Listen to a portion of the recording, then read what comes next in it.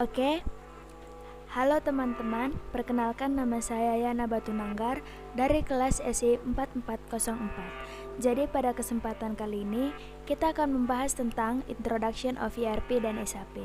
Langsung saja masuk ke materinya. Apa itu ERP dan SAP? Jadi ERP atau Enterprise Resource Planning adalah sebuah sistem yang dirancang sedemikian rupa dengan tujuan mengintegrasikan semua submodul yang mendukung dalam sebuah bisnis agar semakin efisien. Dan SAP sendiri adalah sebuah sistem yang biasanya berbentuk software yang digunakan untuk keperluan bisnis dan berbasis ERP. Jadi sederhananya, ERP adalah sistemnya dan SAP adalah submenu yang ada di dalam sistem ERP tersebut. Nah, SAP ini biasanya digunakan untuk manajemen aktivitas harian. Contoh penerapan ERP adalah Igrasias. Mengapa Igrasias disebut sebagai sistem yang terintegrasi? Karena di dalam Igrasias ini ada banyak menu seperti akun, asrama mahasiswa, bimbingan konseling, selo, dispensasi, dan banyak lagi. Nah, contohnya kita ingin mengakses nilai kita pada Igrasias, maka kita akan mengklik yang namanya menu nilai, lalu sistem akan menghubungi sistem yang pada pihak kemahasiswaan untuk menampilkan nilai kita. Itulah alasan mengapa Igrasias disebut sebagai sistem yang terintegrasi. Contoh penerapan SAP adalah presensi kehadiran karyawan. Nah, dalam sebuah bisnis tentunya ada yang namanya presensi kehadiran karyawan. Lanjut, modul SAP. Jadi SAP ini ada terdiri dari 11 modul. Yang pertama ada the Sales and Distribution atau SD, yang kedua Materials Management atau MM, yang ketiga Production Planning atau PP, keempat ada Quality Management atau QM, yang kelima ada Plant Maintenance atau PM, yang keenam ada Asset Management atau AM, Human Resource atau HR, Project System atau PS, Financial Accounting atau FI, Controlling atau CO, dan Workflow atau WF. Nah, untuk lebih jelasnya akan kita jabarkan di submodul SAP. Jadi di Sales and Distribution atau disingkat dengan SD terdiri dari submodul Sales Support, Sales, Shipping and Billing. Yang kedua ada Materials Management atau MM dengan submodul.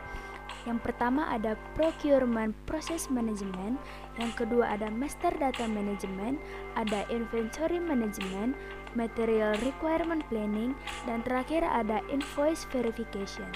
Nah, yang ketiga ada Production Planning atau disingkat dengan PP dengan submodul. Yang pertama ada Material Requirement Planning, yang kedua ada Material Requisition, yang ketiga ada Capacity Planning.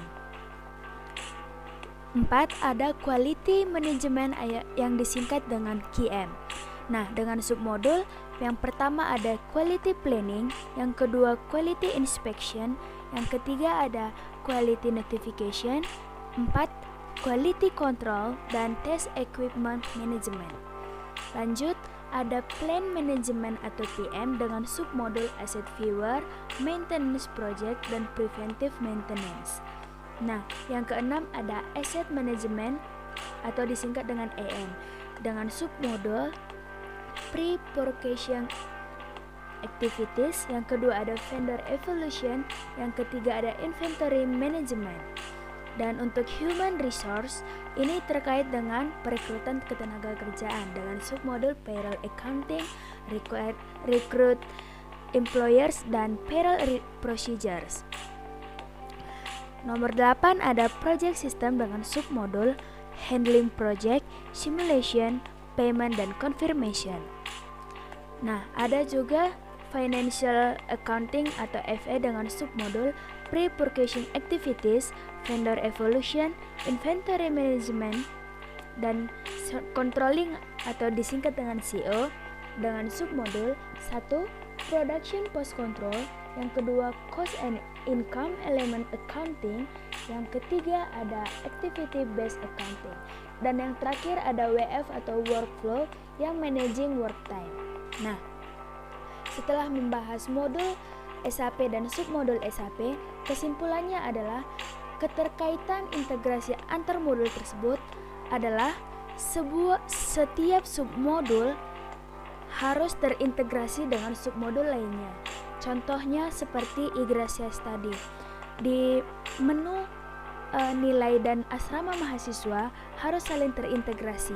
Nah, tidak ada boleh submodul yang tidak terintegrasi dengan submodul lainnya. Jika ada kejadian seperti itu, maka sistem tersebut tidak disebut sebagai sistem yang terintegrasi. Jadi, semua submodul tersebut memiliki masing-masing peranan penting dan tidak bisa ditinggalkan. Seperti itulah penjelasan Introduction of ERP dan SAP. Saya Yana Batunanggar mengucapkan terima kasih dan sampai jumpa.